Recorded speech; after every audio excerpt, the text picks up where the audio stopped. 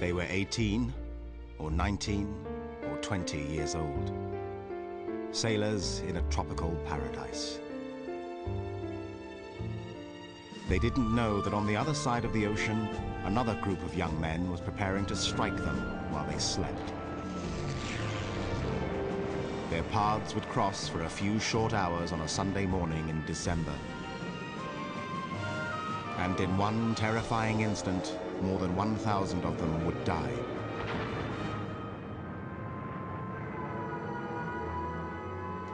The legacy of what happened on December the 7th, 1941, still haunts us today. In the first images from inside the USS Arizona, an underwater cemetery that's also an ecological time bomb. In the search for a top-secret Japanese submarine that was sunk about an hour before the attack began. The submarine's heading north, starting to dive. And in the quest to learn what really happened that day. And most of all, it still lives on in the memories of the men who were there when everything changed. Just a young kid when this happened. And I've lived through it. I lost a lot of my friends. I reached down to try to help him. I scared to take. Oh, keep off. But I hope it never happens again.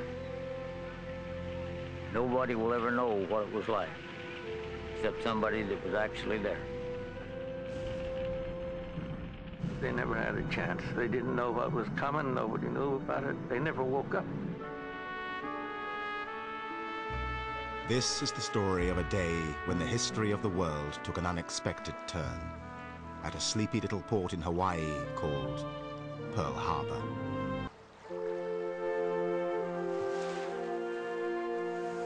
Pearl Harbor, Hawaii, in the first summer of the new millennium. 60 years ago on this island, a battle was fought. Perhaps the most one-sided battle in American history.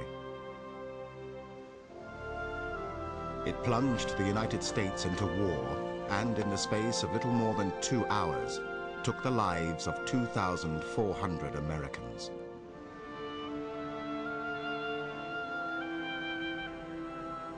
Ever since that day, Pearl Harbor has been a place of pilgrimage. Many of the men who lived through the attack have returned at least once to remember what happened and to pay their respects to friends who didn't make it. We remember December 7th, 1941, when so many gave the last devotion of their efforts to this. Well, it was kind of hard, yes, I'll admit it, because I couldn't do anything that the other guys could. I was only 5'3" and weighed 125 pounds. My battle station was a number 2 loader on a 5-inch gun, and I couldn't even pick up the shells that had to be put in the gun. How can this ever happen? One of the strongest navies in the world, and we're sitting here with our pants down. We got caught, period.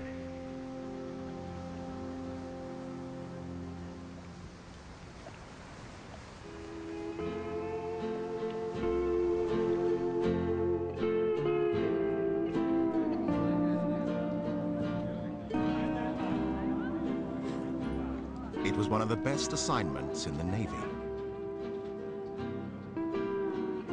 A sailor joining the Pacific Fleet in Hawaii could expect warm air, lots of sunshine, and plenty of things to do on shore leave.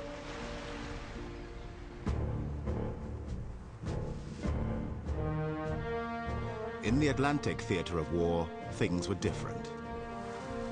Europe had been at war for more than 2 years. Hitler's soldiers occupied Paris. London was being blitzed by Nazi bombs.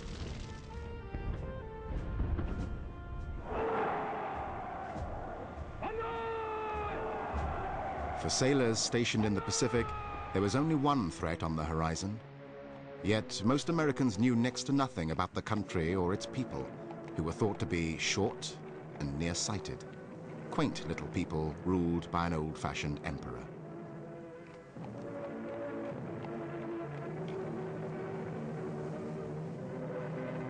In reality, Japan was a modern military power that had signed a pact with Nazi Germany.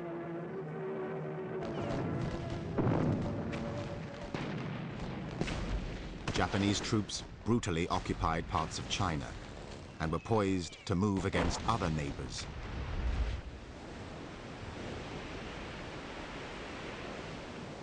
But the United States Pacific Fleet stood in the way, and early in 1941, the Japanese military decided to do something about that.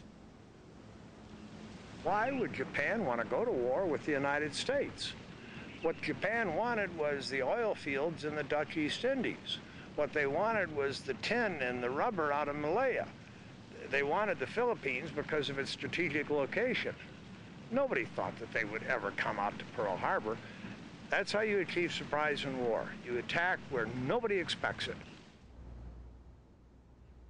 It was the brainchild of a 57-year-old Japanese admiral named Isoroku Yamamoto. Yamamoto decided to strike the U.S. fleet at its home base, at anchor in the cramped, shallow harbor near Honolulu. For Yamamoto, he had studied in the United States. He had gone to Harvard. He knew what the Americans were like. And he said at one point, I don't care if we march troops down Pennsylvania Avenue, we're not going to conquer the United States. He planned the attack with the idea that if we're going to have any chance of winning this war, we've got to destroy the American fleet. And that'll give us 6 months to run wild in the Southwest Pacific. And we can build up a defensive barrier that will be very difficult for the Americans to crack. And at some point, they're going to say, we quit. You keep your gains. In the spring of 1941, planning for the attack began in earnest, although only a handful of Japanese officers knew about it.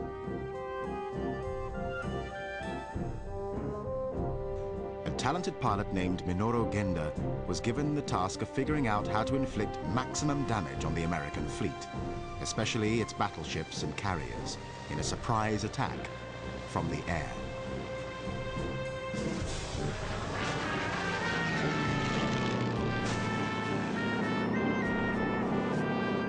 Genda decided that a combination of bombs and torpedoes modified to operate in shallow waters would have the best chance of success. Late that summer and into the autumn, Japanese pilots trained for their top-secret mission. They rehearsed the low-altitude attack angles they would need over the harbor.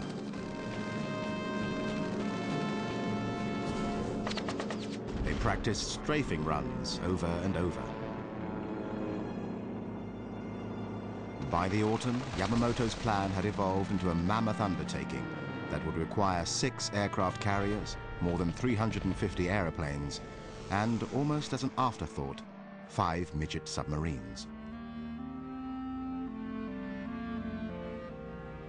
Those 5 midget submarines played a curious and little-known part in the attack, and an expedition is getting underway in Honolulu to learn more.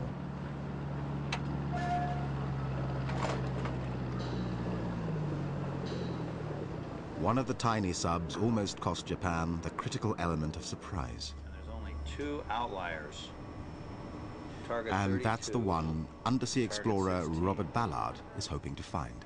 To the east. For the man who And all found of the a sudden Titanic he's and the attacked. Bismarck, this search represents a Right in unique this neck of challenge. the woods. It's one of the smallest ships target. Ballard's ever looked for, and no one really knows where it sank.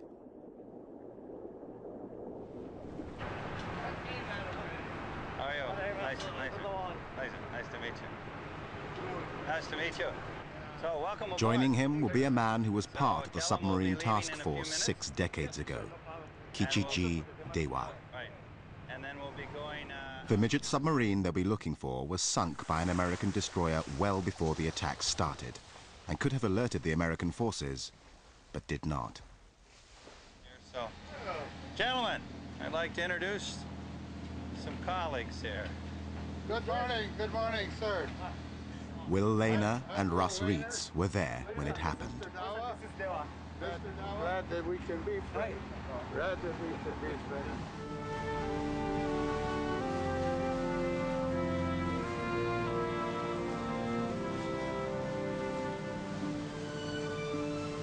For Ballard, the expedition offers an opportunity to clear up a common misconception. Well, I think most people think that the first shot was fired by the Japanese as they swooped over the Pali and descended on our sleeping fleet that Sunday morning. But in fact, the first shot was fired out here, and it was fired by a U.S. destroyer. Not only was it the first shots fired by America in the war, it should have alerted us to that something was going on. I find it incredibly ironic that the attack and sinking of this Japanese submarine an hour before the planes arrived did not alert us. And I just find that to be amazing. Ballard's tight schedule only allows him 2 weeks for the mission, sponsored by National Geographic. But the search area isn't too large, and he does have the right equipment.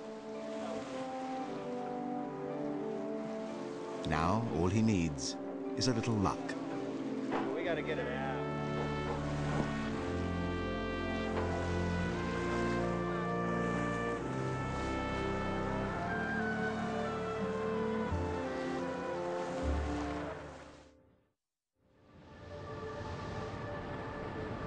November 26, 1941.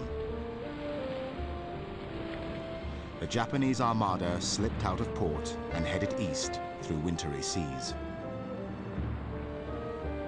6 carriers were grouped at the center of the formation, surrounded by a protective ring of cruisers, battleships, and destroyers, some 30 ships in all. Because the success of the mission rested on taking the Americans totally by surprise, their route would take them well north of commercial shipping lanes.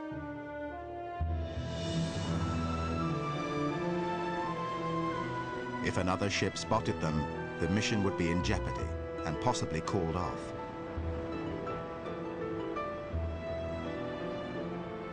Strict radio silence was maintained at all times as the attack force moved into position, while far to the south, 5 Japanese submarines were already closing in on the island of Oahu.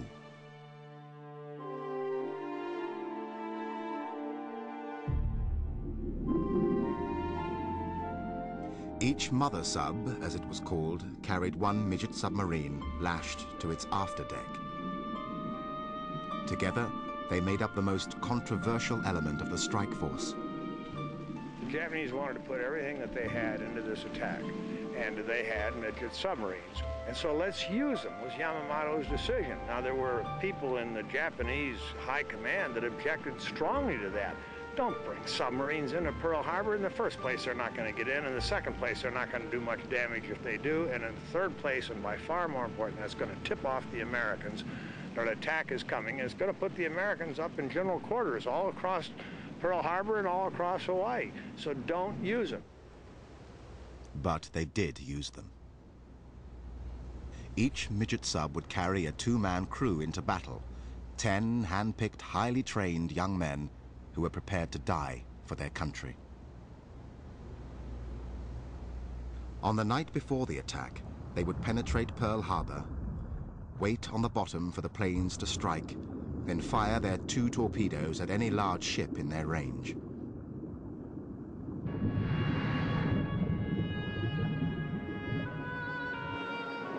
If circumstances permitted, they would try to leave the harbor and rendezvous with the mother subs. But no one really expected the submariners to return. They were young, they were enthusiastic, they were courageous, they were ready to go out and die for the Emperor, and it was a suicide mission. Nobody said that quite that way, but that's what it was, a suicide mission. And these guys were eager for it. 当時の我々の気持ちとしてはですね、悲壮な感じいうのはありませんね。 There was no sense of impending tragedy. Everyone felt that we were simply carrying out our duty by taking part in military action, though I felt that they might never make it back.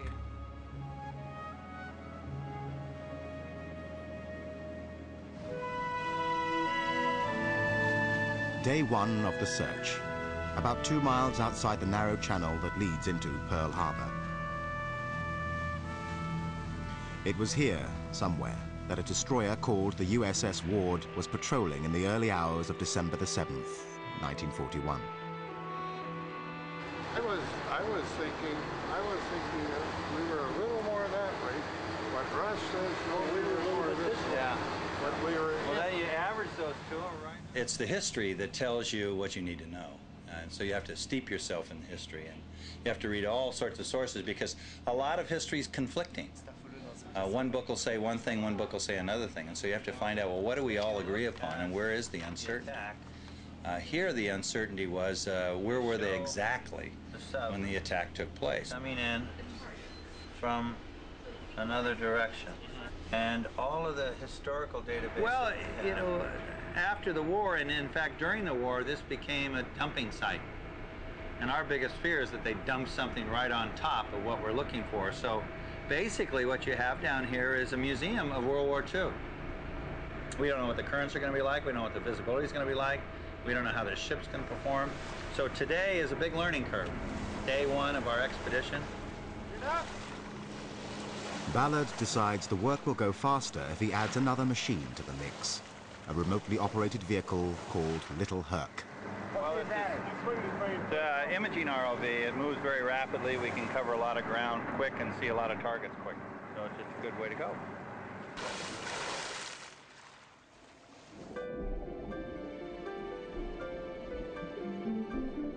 Little Herc is tethered behind a bulkier imaging system called Argus, and the two vehicles descend to 600 feet.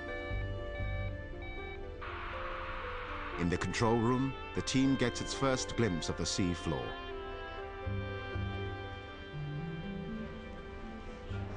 There's what's this coming up? The cylinder.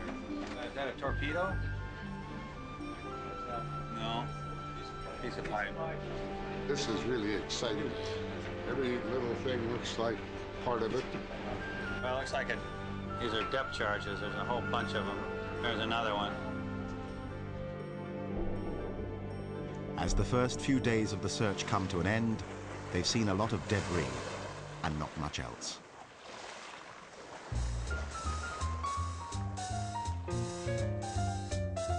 Saturday night, December the 6th, 1941. Sailors on shore leave filled the bars on Hotel Street in Honolulu. The usual Saturday night crowd gathered for dinner and dancing.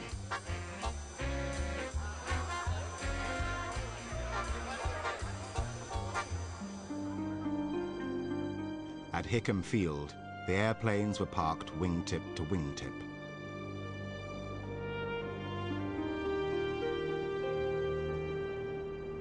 And in the harbor, the warships of the Pacific Fleet prepared for the night. California, Oklahoma, Maryland, Tennessee, West Virginia, Arizona, Nevada. The last day of peace in the United States was coming to an end.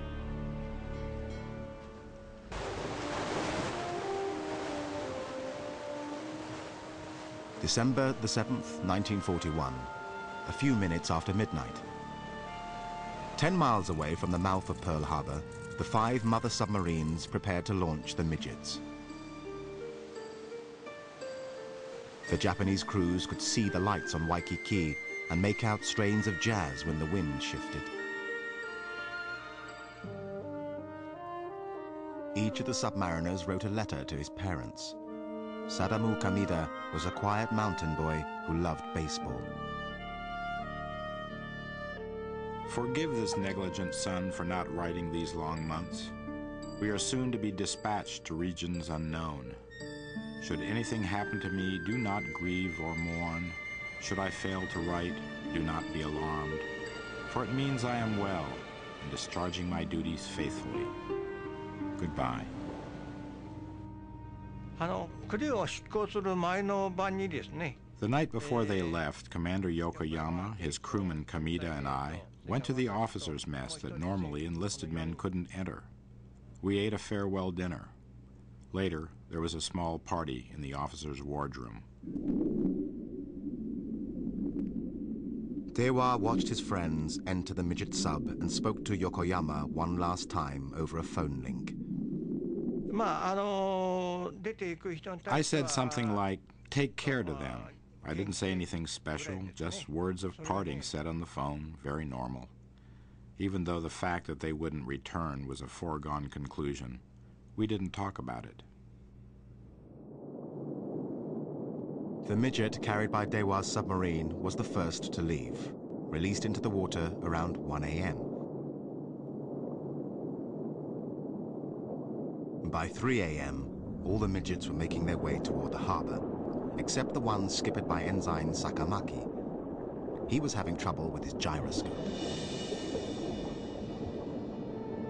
Without it, he'd have to take his bearings on the surface and risk being spotted by an American ship. You're sneaking into a harbor and you don't want to trip the alarm and let the Americans know that the war has begun. And so you must be extremely nervous. You've got to be just on pins and needles. And then, the first missed opportunity for the Americans. At 3:42 a.m., an officer on board the minesweeper Condor spotted a periscope in the water 50 yards off the port bow. Condor alerted the Ward, patrolling the approaches to Pearl Harbor. Remember about 3:30 or so, the skipper called general quarters about 3:20, 3:30. I don't remember the exact time, but remember that? I remember that. And we thought, what kind of a skipper is this? He just came aboard, and now we got general quarters, and he's going to start drilling us. And we thought, we thought it was just a drill. Yeah, that skipper is going to be a tough one to live with. But he was one of the best skippers we ever had, remember? But the Ward's new skipper misunderstood the message and went to look in the wrong place. The one thing Japanese planners feared most had occurred. 4 hours before the attack, one of their ships had been spotted, and nothing happened.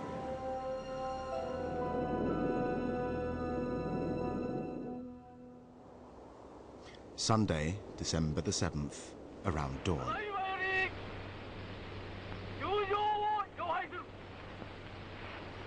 Aboard the 6 aircraft carriers, the pilots and planes of the first wave began to assemble.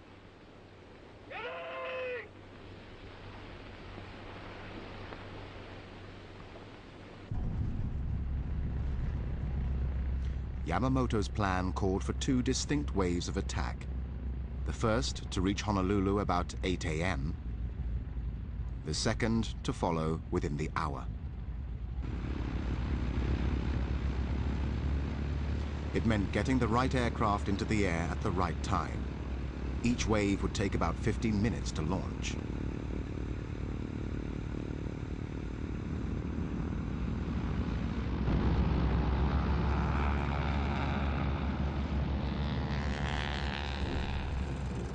The first to go were 43 Mitsubishi fighters armed with machine guns and cannon, the dreaded Zeros. Then 49 Nakajima bombers, Kates, each carrying a single 1,760-pound armor-piercing bomb. 51 Aichi dive bombers were next to leave, the Vals.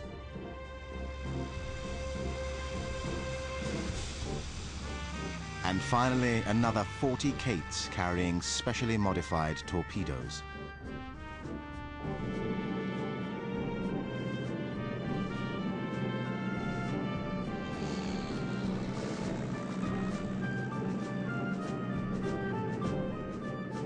At about 6:20 a.m., the planes formed up and headed south. At almost the same time as the first wave turned toward Oahu, the US Navy got its second report of intruders near the harbor. At 6:30 a.m., a lookout on the freighter Antares spotted another submarine periscope, then a conning tower. Once again, the Ward raced to investigate. And this time, the destroyer found what she was looking for.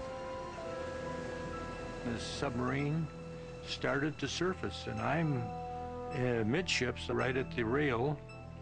And see, when I see this thing start to surface, I thought, wow, what's this? Then the skipper took after this submarine.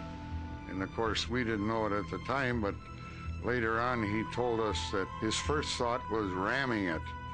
But he said, this is my first ship, and I don't want to ruin it.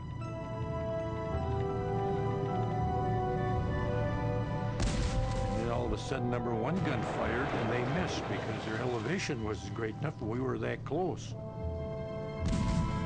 And then number 3 gun fired, and I saw the splash, the water line of the conning tower as the shell hit the conning tower. It must have rang like a bell. I mean, just must have been an incredible explosion that went off right next to their head. I mean, remember, the skipper is standing in the conning tower and the shell hit the conning tower. You would think he must have died instantly. Or did he? Because they then began to dive, so clearly they weren't dead. And they then began to dive, and no sooner did they dive than the depth charges are going off.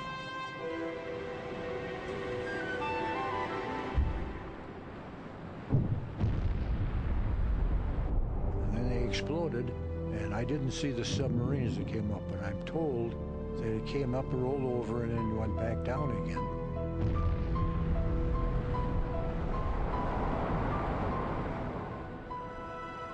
After the depth charges that we dropped, I can't see any way it could have gotten away from us. At 6:51 a.m., Skipper William Outerbridge of the Ward radioed headquarters that he had seen and fired upon an unidentified submarine. He repeated the message 2 minutes later. At headquarters, the Ward's terse report slowly worked its way up the chain of command. For the second time that morning, the Japanese had tripped the alarm. And for the second time, nothing happened.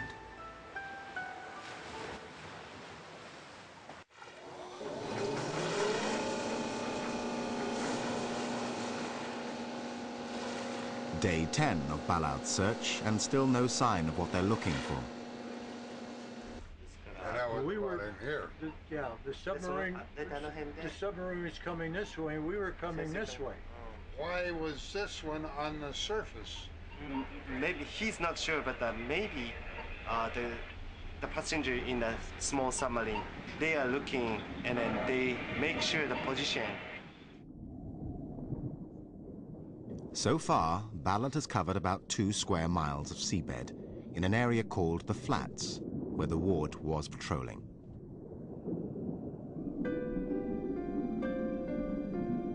So far, they've seen a lot of debris, but the missing sub has eluded them.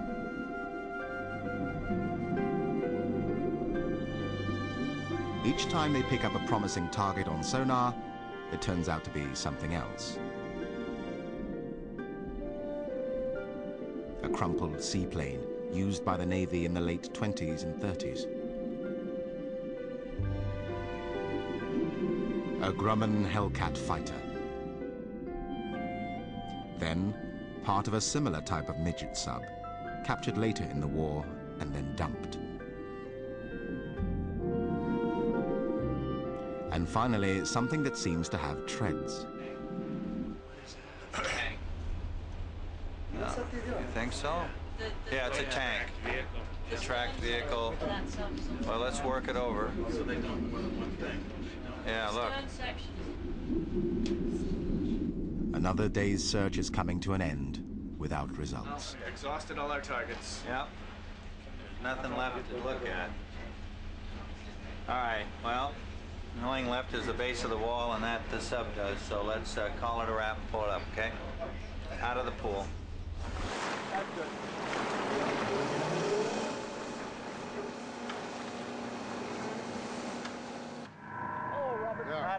flat, so very good. the only place left is up against the wall. Yeah. Yep. So tomorrow we'll come out with the 2 subs and take it right in next to the channel and look at the base of the wall, which we couldn't do with these vehicles. Good.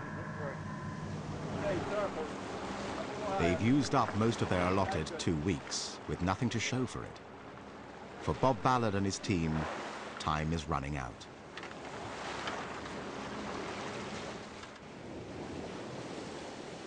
December the 7th, 1941, 7 a.m. A mobile radar station on the northwest coast of Oahu picked up the signal of a massive number of aircraft approaching the island from the north. They were less than 140 miles away, moving at 180 miles an hour. A telephone call went immediately to the information center in Honolulu, 40 miles to the southeast. The call was routed to a private named MacDonald, who passed it on to a Lieutenant Tyler, who had just been assigned to the job. Tyler told the radar operators not to worry about it. In his mind, it was just a squadron of American B-17s due in from the mainland. For the 3rd time that day, the Japanese had tripped the alarm, and for the 3rd time, no one seemed to notice. It was 7:15 a.m. At 7:40 a.m., the first wave of airplanes reached the coast of Oahu, guided by the signal from a Honolulu radio station. The bombers and torpedo planes were at 9,000 feet. 5,000 feet above them, the Zeros flew cover.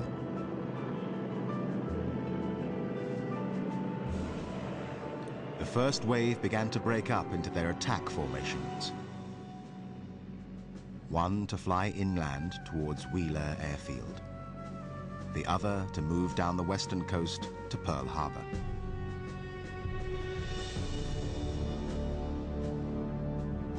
They were the only planes in the sky. There was no sign whatsoever that the Americans knew they were about to be attacked.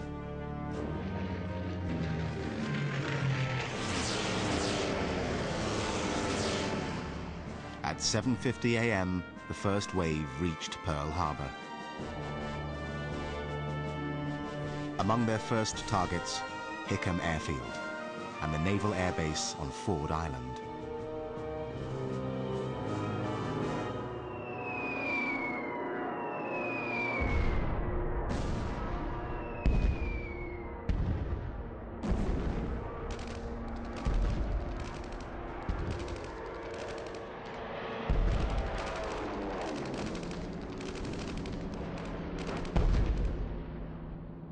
Clarence Miner was an airman stationed on Ford Island.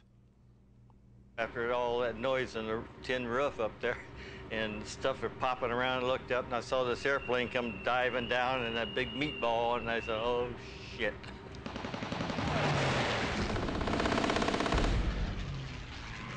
And then all hell all over the place was breaking loose. Bombs dropping, machine gun fire. And like I said, the things are so darn low you can throw rocks at them.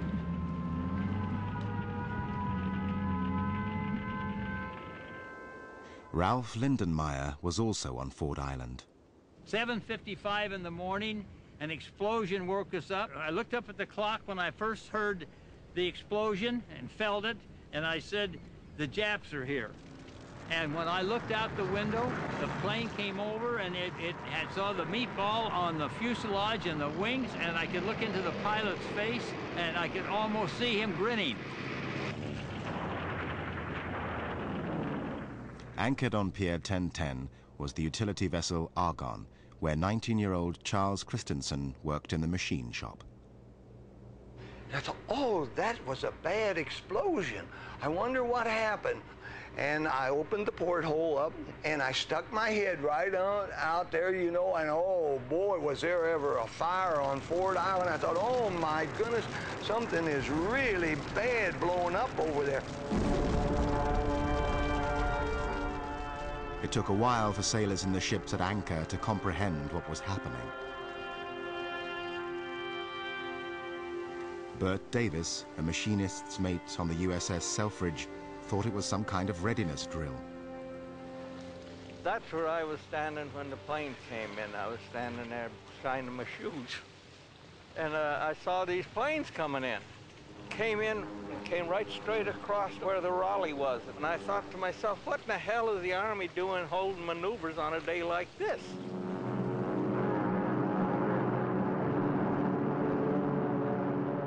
While the dive bombers hammered the airfields, the torpedo planes descended to an altitude of a few dozen feet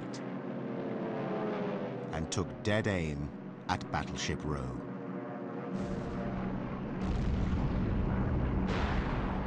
Aboard the Argonne, Charles Christensen had a perfect view of the first torpedo run.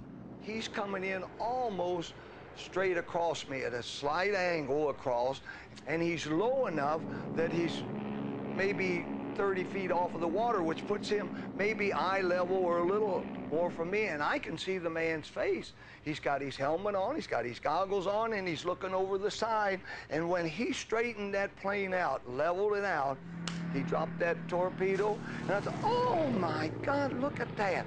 And that torpedo just went as straight for the Oklahoma as it could go.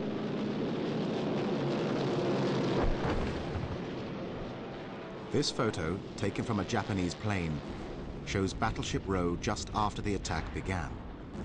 The ripples emanating outward are the result of multiple torpedo strikes.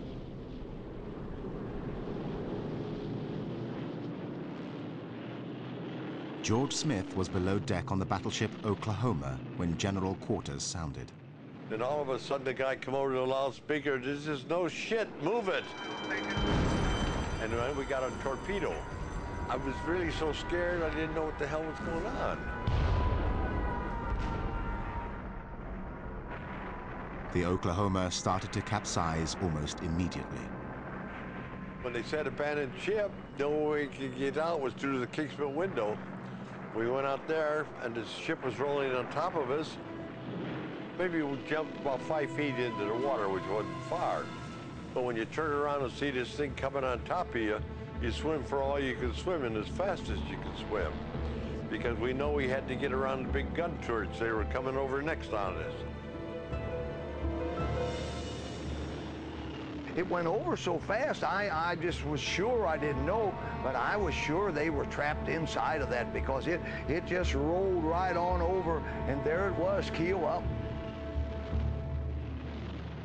George Smith had just been released from the Oklahoma's brig for going ashore without leave, and it saved his life.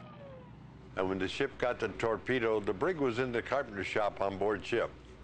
And when the torpedo hit, it broke the carpenter's workbench loose, pinned the guard against the wall, the bulkhead, and he couldn't release the other men that were in the brig, and they all drowned. On the far side of Ford Island, the old battleship Utah also got hit a few minutes before 8. Clark Simmons worked on the Utah as a mess attendant. And as I looked out the port, I saw a plane making a run on the Utah. And as she dropped the torpedo, the wing dipped, and then he straightened up, and the torpedo hit it, and another one right behind it did the same thing.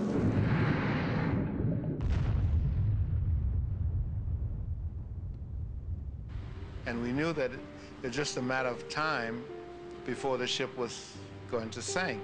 And actually it took 8 minutes. In 8 minutes, the ship was history. She had turned turtle in 8 minutes. As the lines would begin to part, came over the side and began to swim toward Fort Island.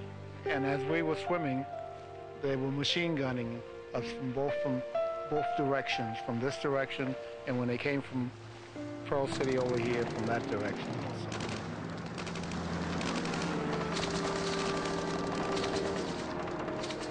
I saw fellas yelling and screaming. Some of the fellas in the water was asking for help. It was so chaotic. I really didn't know what was going on. But the biggest blow was yet to come. Lying inboard of the repair ship Vestal was the battleship Arizona. High overhead, a Kate released an armor-piercing bomb that drifted down towards the Arizona's No. 2 gun turret.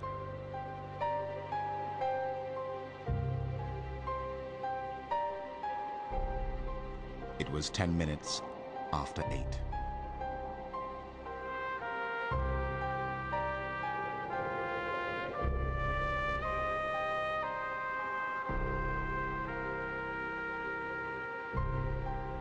A film camera captured the moment of impact.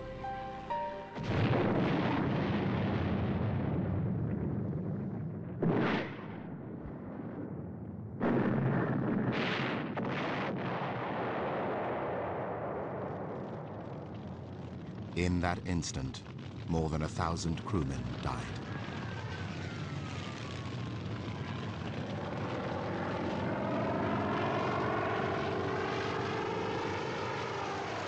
Stu Headley was on the West Virginia, a few hundred feet away. One gigantic explosion. Now, when we fired the 16-inch, you're inside, it sounds like thunder up in the distance. But this didn't sound like no thunder. This was one gigantic explosion. The stern of our ship lifted out of the water, but at the same time we were getting hit with torpedoes, we were starting to list. But we saw about 32 men flying through the air from the Arizona. Oil from the fully fueled Arizona began to spread and catch fire. The heat was so intense, even sailors on nearby ships were threatened.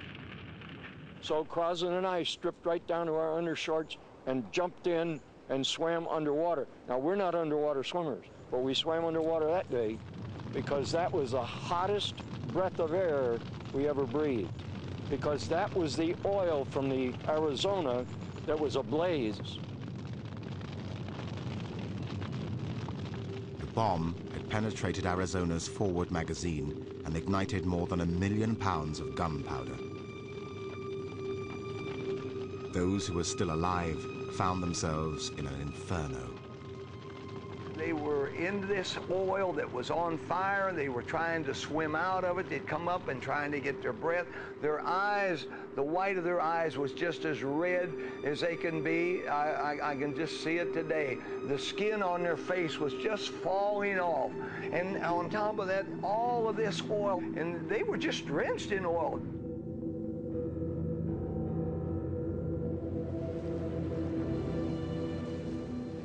Bert Davis went out in a whaleboat to pick up survivors. Oh, God, it was horrible.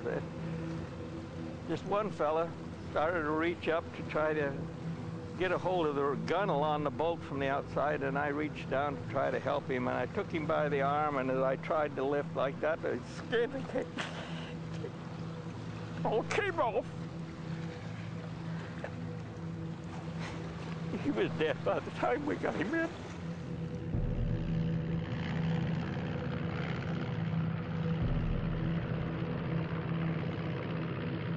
35 minutes after the attack began, the first wave flew away, leaving behind more than 1,000 dead American sailors, many of them teenagers, caught below decks when Arizona exploded and sank.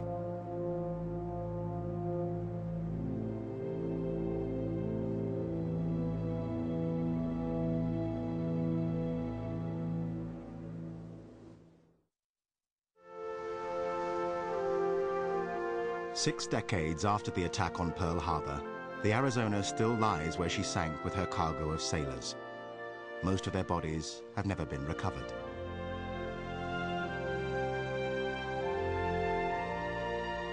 Her superstructure was removed during the war. Only the mount of her No. 3 turret remains above water. The Arizona was built nearly a century ago, and she spent more than half that time underwater.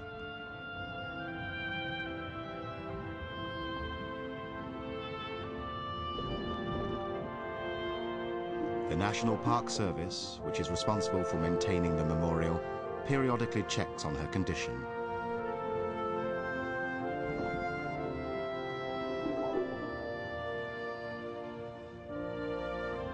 her passageways and hatches, her 14-inch guns.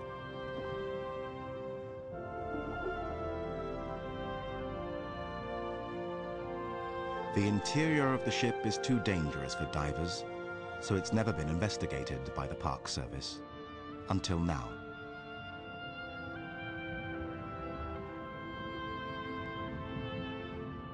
With the help of a tiny ROV made available by National Geographic, workers will get their first glimpse of Arizona's condition deep inside the ship since about the time she went down.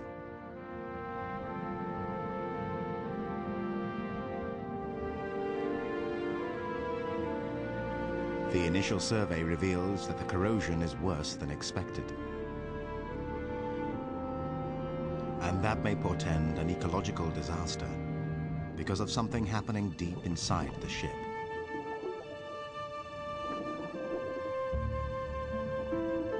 The Arizona has been leaking an estimated 2 pints of oil a day ever since she sank. But the Park Service is worried that the remaining fuel tanks, the ship's bunkers, could rupture at any moment. Current estimates are that there's approximately 500,000 gallons, possibly in the bunkers on the aft section of the ship. And so with current technology, can we get to those bunkers? And what's happening with the metal on the hull and the internal portions of the ship? And so that's what we're trying to do, is find out, is there a way that we can contain that oil? Today, the oil has begun to leak from more places than ever. To understand the extent of the threat to Pearl Harbor, the Park Service is conducting a detailed survey of the Arizona. Dan Lenehan is a Park Service diver and archaeologist. If it's all released at once, it will probably be a major problem. For the Park Service, the challenge is to avert a final catastrophe, an oil spill in the middle of Pearl Harbor.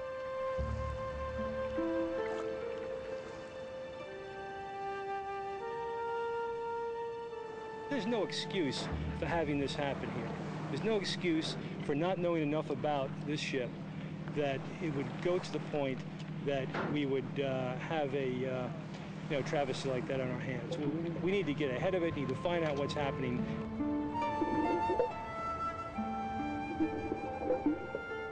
The problem is complicated by the ship's designation as a grave site and by the oil's symbolic meaning. Many visitors and survivors consider the oil to either be the tears of the ship or the ship is bleeding. We'll also be dealing with that emotional feelings that people have about the oil and the significance. It'll be a balance between what protecting the ecosystem is all about and protecting the tomb, the shrine that this place symbolizes.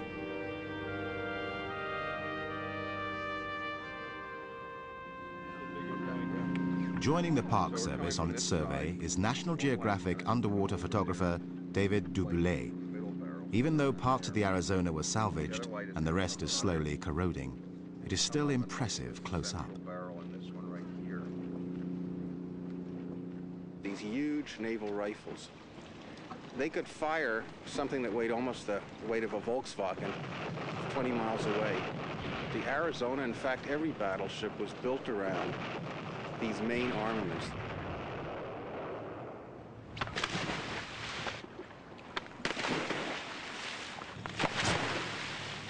We gotta find number 31. There's a clothesman that says 31. Hidden in the oily murk of Pearl Harbor, gun turret number 1 was forgotten for 40 years. Now, Duboulay is trying to document its massive guns for National Geographic magazine. Almost every problem that I had related to visibility. One footfall, a fin stroke, would kick up this very, very, very soft mud. And the clouds would just billow out of the bottom, and the visibility would drop instantly from my wonderful 7 feet or 5 feet down to nothing.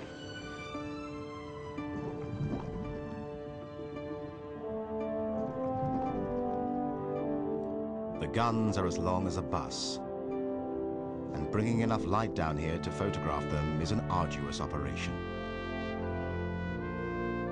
Duboulay needs a crew of 6 people to bring this submerged shrine to life.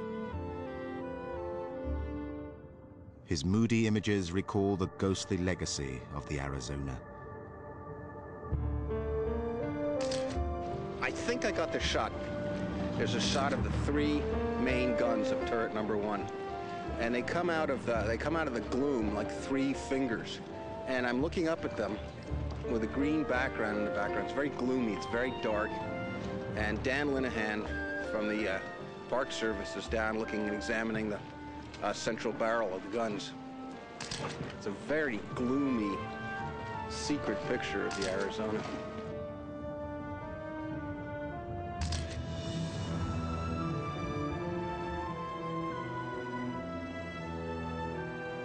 To its survivors, the Arizona is much more than a sunken ship. This national park is probably the only one that has the intense emotional reaction that this one does to all visitors. And the survivors have taught me that. I mean, the survivors have really shown me what it is to be an American. And I'm probably the strongest American you'd find now after having worked here for 5 years. I think this place can really teach what the price of war is and what the price of freedom is.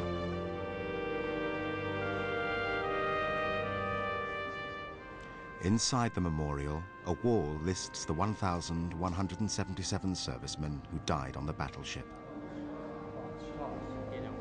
Every returning survivor knew someone who died on December the 7th. Old Swede up there.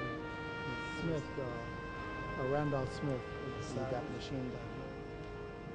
They never had a chance. They didn't know what was coming. Nobody knew about it. They never woke up.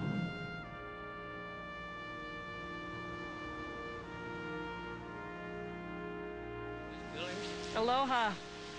Aloha. Oh, I was going to ask you for a big hug, but I couldn't get one anyway. Big I thought maybe, Big yeah, hug. Let me give this lady a hug. I thought maybe that you wouldn't want to hug an ugly old man. Oh, I do. I do want it. Carl Carson was a 20-year-old sailor on the Arizona the day she went down. He decided to come back to Pearl Harbor when doctors told him he didn't have much longer to live. Be able to come back. Well, I lost a lot of good, dear friends over there. It's just awful hard to even think about it. I almost lost my own life. I hope I can make it over there all right. Get there. Yeah, okay. I need a little support.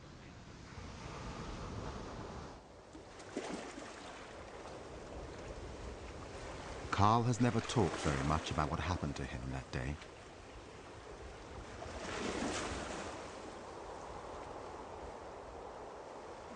Now, at last, it's time. This is where I came out of, turret 3. Right. Came back on this.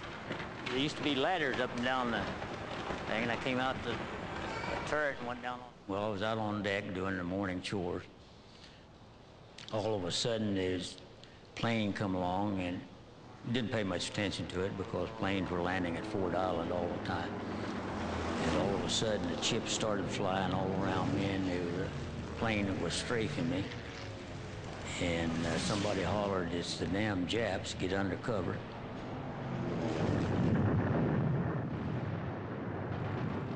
Bomb went off. I learned later it was back by turret number 4, about where I'd been working about 10, 15 minutes before. And evidently it knocked me out, ruptured both my lungs, and I got smoke inhalation, and all the lights went out. I don't know how long I laid there, but when I woke up, there was no panic down there or anything, but there was smoke and water knee-deep. I run into a friend of mine that he was crying and asking me for help, and I looked at him in horror.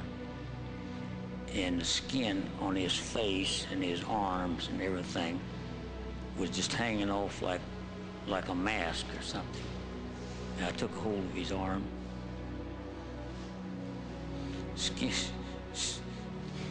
Skin all came off from my hand. And there was nothing in this world I could do for that boy. And that has bothered me all of my life.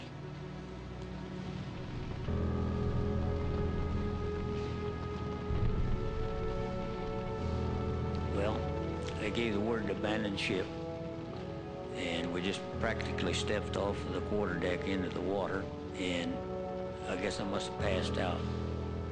And went down in the water, and everything was just as peaceful and nice that it would have been so easy to just let go. And I saw this bright light, and something made me come to. And so I got back up the surface of the water, and oil all around. Had water and oil in my teeth and down my throat and everything. It tasted horrible. I still taste it today. The oil was afire all around. The man saw me down there, and the fire was approaching me. It wasn't but 2 feet from me. And he reached down and pulled me up out of the water, and that man saved my life.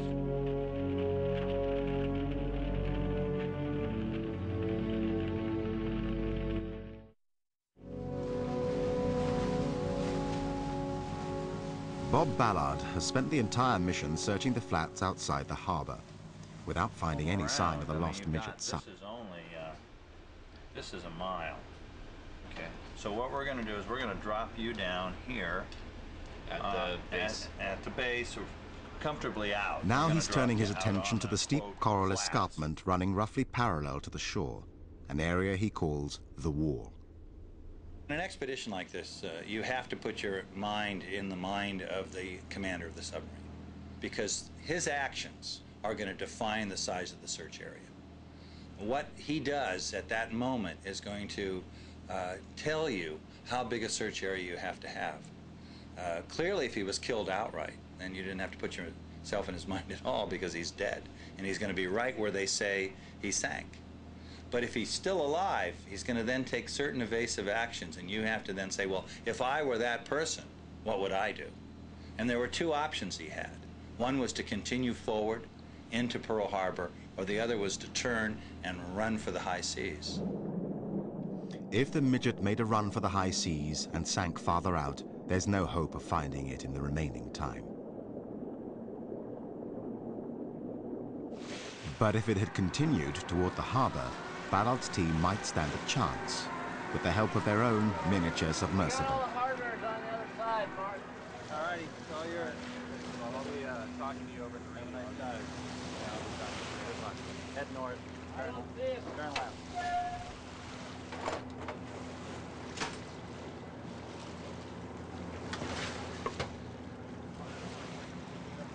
The one disadvantage of using a submersible is that Ballard's team won't be able to see what the sub-pilot is seeing during the dive. They'll have to rely on his descriptions over the radio and look at a videotape later. We've landed the sub. It's going to land about 200 meters of water, head due north. As you can see, the airport's right there, so it's going to run into something, and it's going to run into a wall. And then it's going to head west along that wall, because if the submarine hit against that wall, it's going to fall down to the base. So we're going to spend the day exploring the base of this steep scarp that leads right up the channel into Pearl Harbor. To me, deep workers look like sort of manned robots. They've got a human inside of them, but they have this big, this exoskeleton. But what they do is they permit a person to be highly maneuverable. They can spin on their axis, and they can go into very dangerous places because they're so small.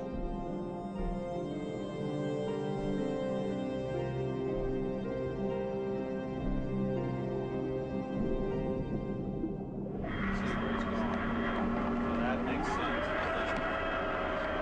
Yeah, he's moving over to your port. Looks like that 85 over there. In the control room, all anyone can do is listen to the squawk box. Yeah, Mark, give us maybe like 15. I want to try to really nail this tree perfectly. They just reported finding a pile of batteries, and this submarine was a lot of batteries. So, starting to look like, smell like, but we're not sure.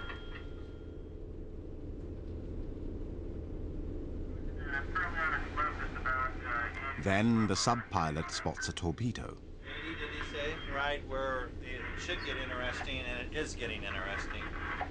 He's picked up a torpedo and debris right in the area where we'd expect the submarine to impact it with the wall. Ballard feels they are getting close, but they can't be sure of anything until they retrieve the deep worker and take a look at the videotape.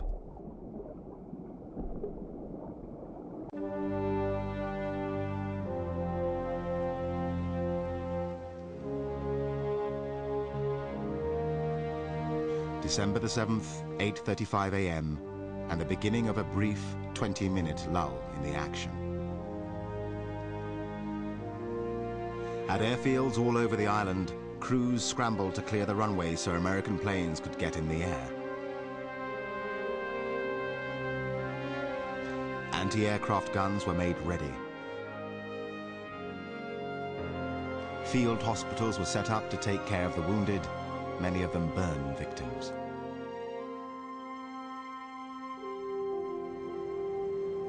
The first stories of individual acts of heroism began to make the rounds. One of them was about a mess attendant on the West Virginia named Dory Miller. Miller had carried the wounded captain of his ship to safety, then taken up a machine gun and shot down at least 2 Japanese planes.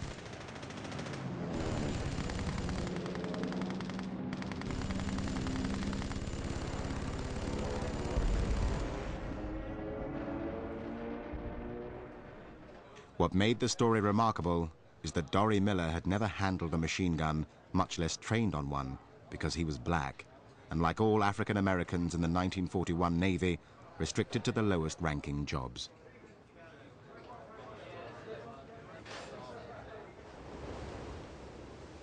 "14 men received America's highest military award, the Medal of Honor, for their heroism at Pearl Harbor, but Dory Miller wasn't one of them.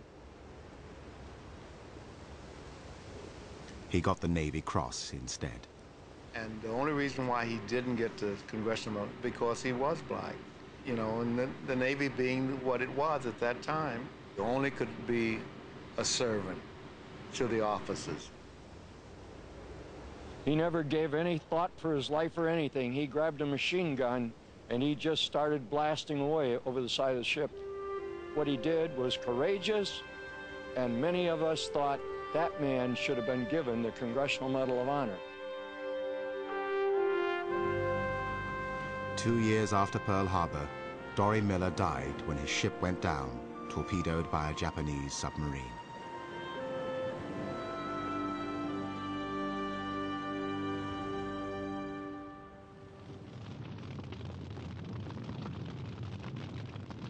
Pearl Harbor, 8:55 a.m. The seas were still boiling with smoke and flame when the second wave of the Japanese attack struck the island.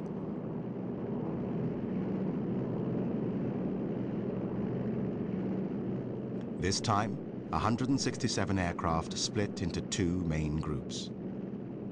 One headed inland. The other hugged the eastern coast and continued south to Pearl Harbor.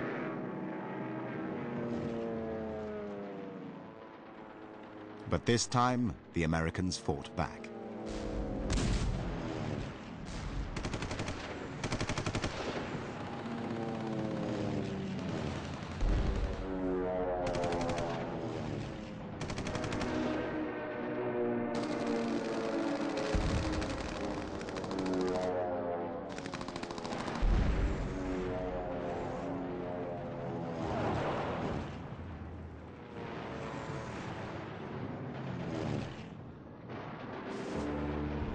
The smoke in the harbor was now so thick that Japanese pilots had trouble seeing their targets. One of their targets was the battleship Nevada, with a hole in her side steaming toward the channel.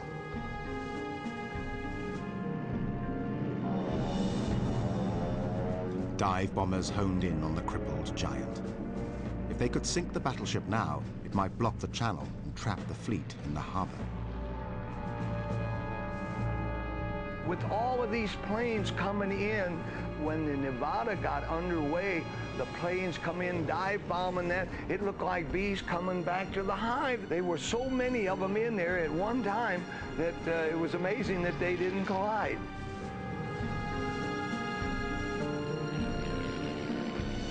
With bombs falling all around, Nevada's commander was able to run his ship aground on Hospital Point, which kept her from sinking and left the channel clear.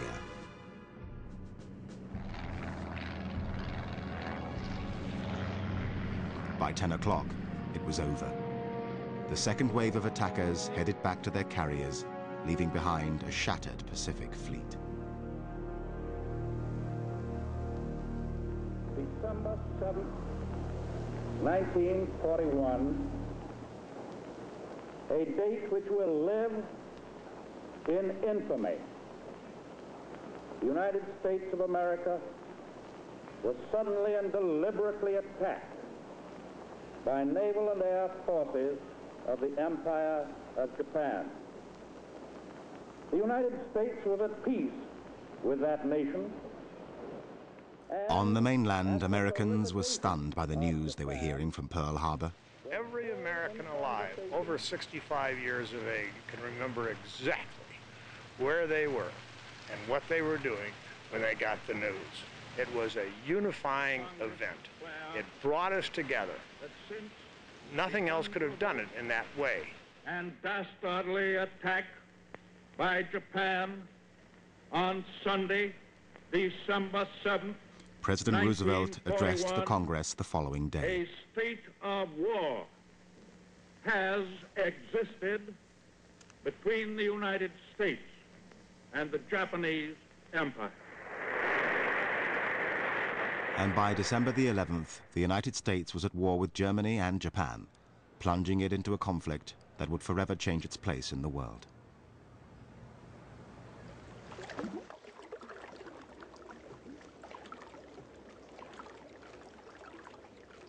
Back at Pearl Harbor, one problem survivors faced was notifying people back home that they were okay. The Navy told us that everybody sent a postcard home to your parents, let them know everything's all right. Well, I got one of the last postcards out of there, and I sent it home on December the 9th is actually when I sent it home. And my mother didn't get that postcard until February, the first week of February sometime. I don't know why it took so long, but that's what it did. She didn't know if I was alive or dead. When the mailman got the card at the post office, he closed down the office and ran all the way to my house. He woke my mother and stepfather up at 6 o'clock in the morning and told them, "Your son's okay, here's a card." I still have that card. My mom, she couldn't believe it. I get emotional when I think about it, how she says she felt. I just don't know. It just turns me on.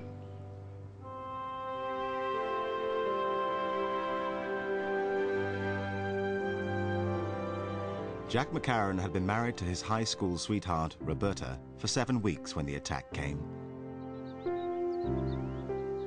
It wasn't until Christmas Day that she found out what had happened to her husband, who was stationed on the Arizona. The Navy Department deeply regrets to inform you that your husband, John Harry McCarran, gunner's mate, 2nd, U.S. Navy, has been reported wounded in action in the performance of his duty and in the service of his country. This was received by me Christmas morning, 7 a.m., December 25th, 1941. Yuck. Yep, I hate to say this, but in my entire 81 years of living, that was the worst time in my entire life, was to have received this telegram, because I had no idea whether or not my husband of 49 days was alive or dead. Lying in a hospital on Oahu, badly burned, Jack decided to spare his new wife the horror of seeing him again. I said, tell Roberta to forget about me and go back to Saugus. Because, you know, I've been burned and I had, I didn't look like me. I guess my face and my hair was only like a, you know, shot. on top of which it being Christmas. I was 3,000 miles away from my home, 3,000 miles away from my husband. I didn't know anybody. I guess I never did write to you for, oh, No. I didn't write to her for a long time. The state of shock I was in was almost as bad as his. Well, some time passed before I probably started coming out of it, and I was aboard ship, and you know, I loved this girl, and I realized that if I was going to survive, it would be with her.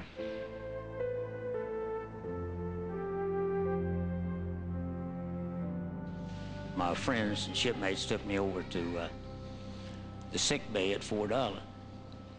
And they laid me alongside the bulkhead over there, and I looked over at another shipmate laying across from me against the bulkhead, and he was holding his intestines in with his hand.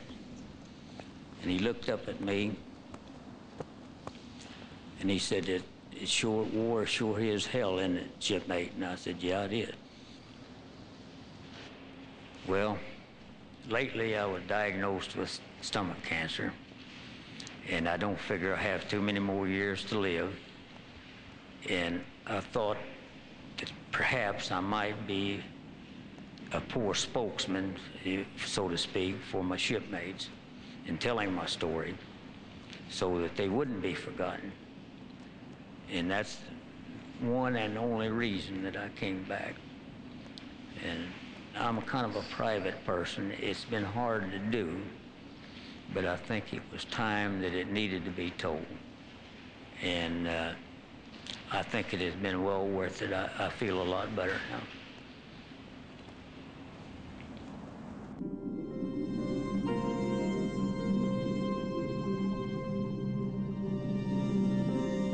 It's the final day of the search, and Ballard has had his machines in the water for hours. But he's not hopeful about the outcome. We're in the final throes of this expedition. I mean, today is the last day. We have 2 subs going in the water right now, but it doesn't look good because we've looked at all the high priority sites and we haven't found the midget submarine. We're now out in the very low priority areas, and that can go on forever because it's a big ocean. So I'd be very surprised if we succeeded today. Deep Worker returns from its pass at the wall and is hoisted out of the water for the final time.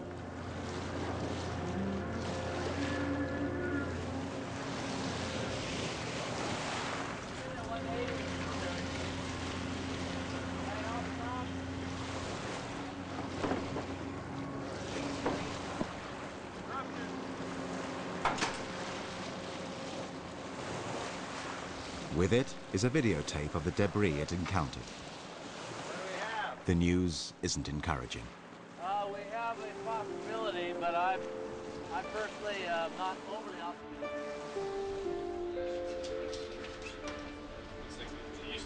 A quick review of the videotape confirms Ballard's fears. On closer examination, what had looked to the sub-pilot like a pile of batteries turns out to be something else. Looks like anti-aircraft gun clips. Or ACACs, or... Yeah. Know what it looks like to you?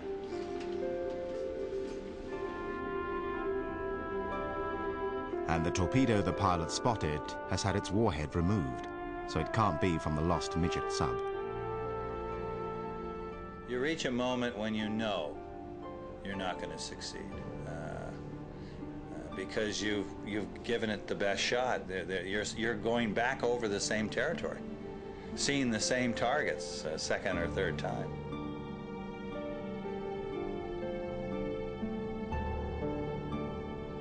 Well, we found a bunch of junk. We don't really have a definitive set of objects that says that the submarine broke up, but it could have.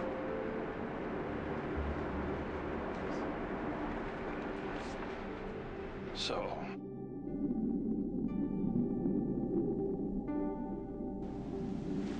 clearly the sub did not survive. And did the war play a role in its demise? And certainly it did. But how did it finally meet its end? Gloriously in battle in Pearl Harbor? Was it sunk by someone else later on? What was its final moments? And for now, we don't know what they were.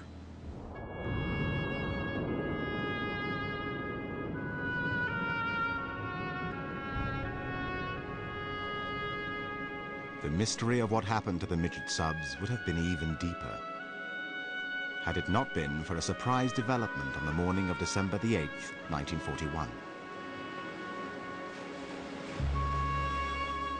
In the early morning hours, a small submarine washed ashore on Oahu's east coast.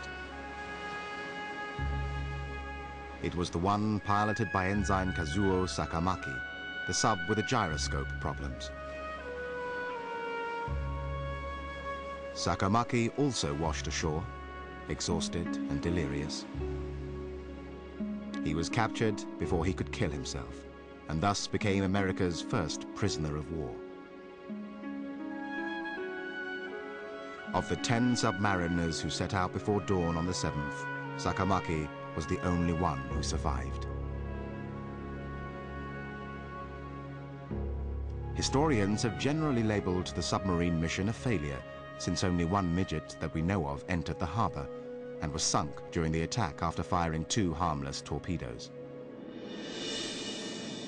But analysis of a photo taken from a Japanese airplane just as the battle began suggests something else.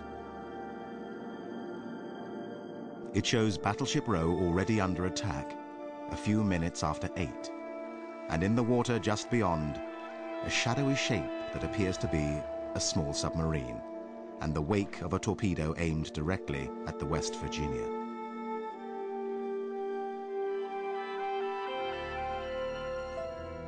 While some historians remain skeptical, that analysis could explain a message that Daiwa received on the night of the 7th, more than 12 hours after the attack. It came from his friend, Ensign Yokoyama. Successful surprise attack. Then silence.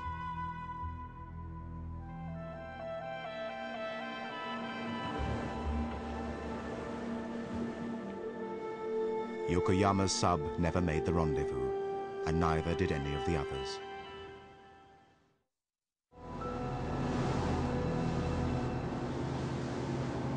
For years, Daiwa has wondered what happened to Yokoyama and all the others who didn't come back. All he knows is that somewhere in these waters they died, as they expected they would.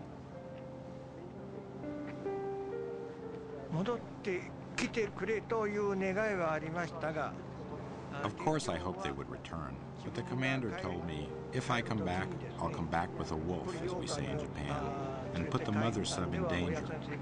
So I don't think they plan to return, even if they had succeeded. Before he set out on his mission, one of the submariners left behind a poem he'd written earlier that day. As the cherry blossoms fall at the height of their glory, so too must I fall, that men may call me a flower of Yamato, though my bones lie scattered in the bleak wilderness of strange and distant lands. On the last day of his visit, Daiwa asks to see the Arizona Memorial to pay his respects to the Americans who died on December the 7th. America and Japan must have had their reasons for starting a war, but after coming here and seeing the waves of the Pacific, I question why we had to go to war. Japan and the United States are brothers. Pacific peace is world peace. This trip has made me feel that together we must protect it.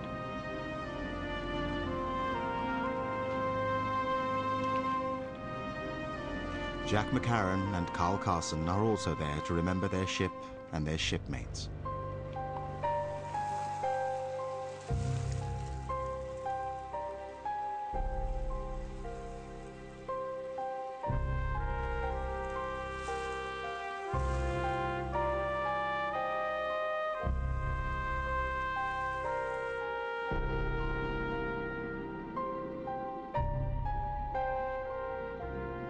Underwater, the National Geographic camera prowls through the empty ship. These are the first images of the officers' quarters, images from another era, frozen in time.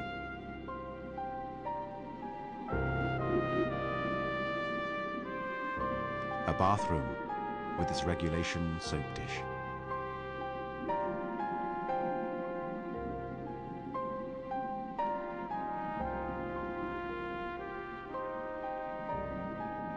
An officer's desk, its papers still arranged in their pigeonholes.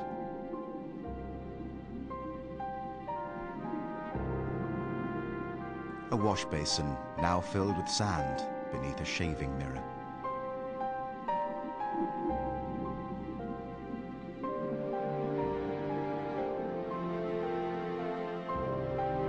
For Jack McCarran, the pictures of his old ship are almost too painful to bear. Over 40 years, I couldn't, if I was asked, I couldn't talk.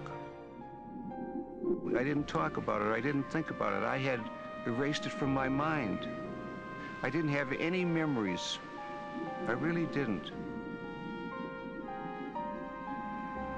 I saw that barnacles on that doorknob and the light in the overhead. And the thoughts were, who was that officer down in there? Did he survive? At one time, that knob was real nice and shiny, and he turned on that light to read.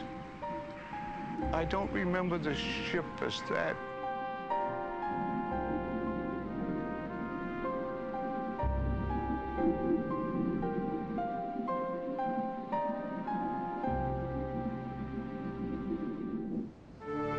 The legacy lives on in a Navy ship called the USS Pearl Harbor.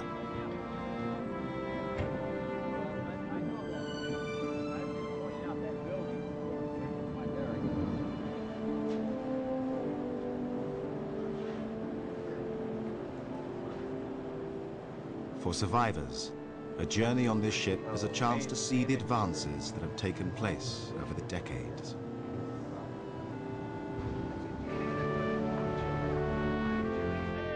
And to participate in some things that never change.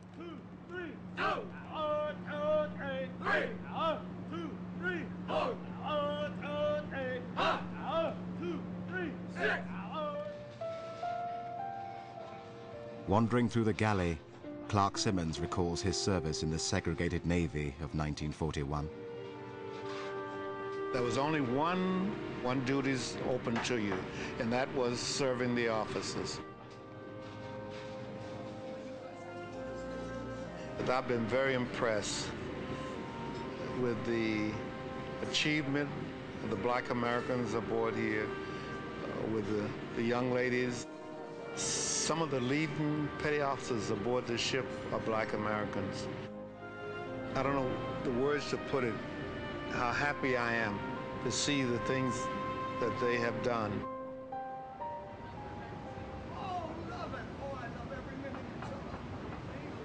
For veterans like Charles Christensen, this is a chance to pass on the legacy of the battle to a new generation of sailors. I was getting ready to go ashore. Oh, I look at them. I see me when I was 18 when I joined. I was 19 when the attack went off. I see it in them. Oh, yeah. I can't even imagine it. I mean, I can't imagine if I would panic or not. I can't imagine seeing my world turned upside down and my whole world on fire. For 3 days after the attack, the Arizona continued to burn. The final totals from the surprise attack were staggering. More than 2,400 deaths and almost 1,200 wounded. 21 ships of the US Pacific Fleet had been sunk or damaged, including all 8 battleships.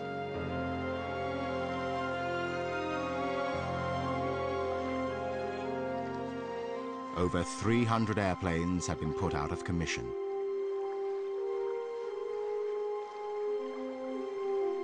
Admiral Yamamoto had accomplished everything he set out to do, except destroy the American aircraft carriers. And in the fighting to come, that would prove to be a critical failure.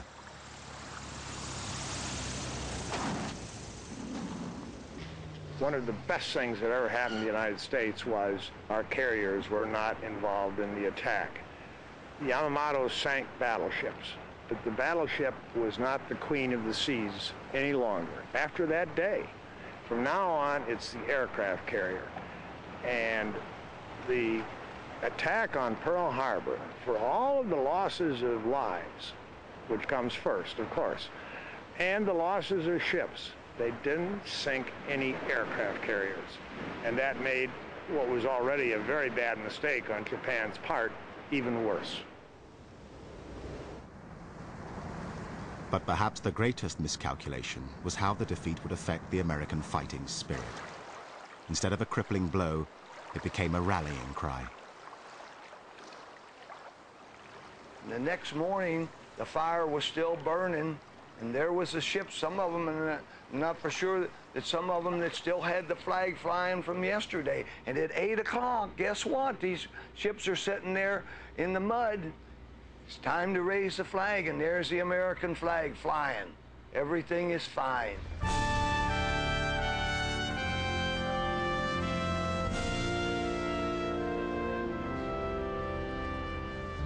And then the Americans went to work.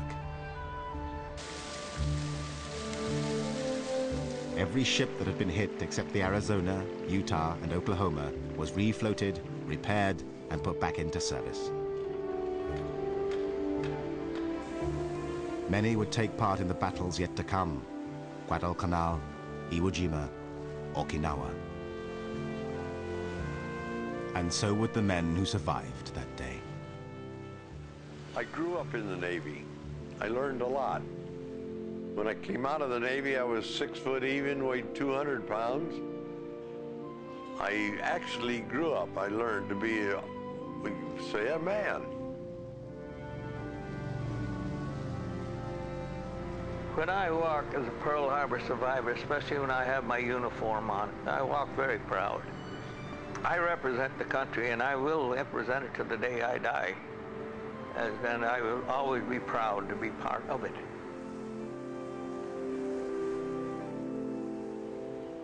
Well, Pearl Harbor to me is like beginning a new life. I may be a certain age, but it seemed that I was reborn that day. Pearl Harbor survivors are special. They have a feeling for each other and for their country. They have a comradeship that is not matched anywhere in the civilian world. The only people that I've ever met who have that kind of comradeship are foxhole buddies. These guys were in the foxholes together. It's not a feeling of we showed them. It's not a feeling of triumph. It's a feeling of we did it together. We were there. And that's what matters.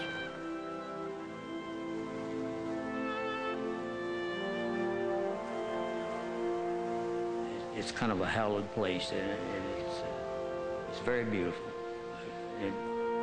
I'm amazed that it's this beautiful. And I understand that there's millions of visitors every year that come by and pay respect to my shipmates. To lots of them, I know a lot of them, those are just names. But to me, they'll always be my shipmates.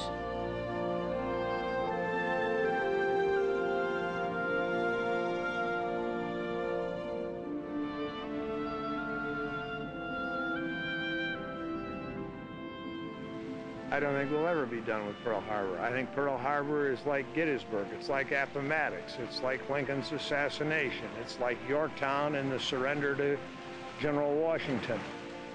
God help our country if it's ever forgotten.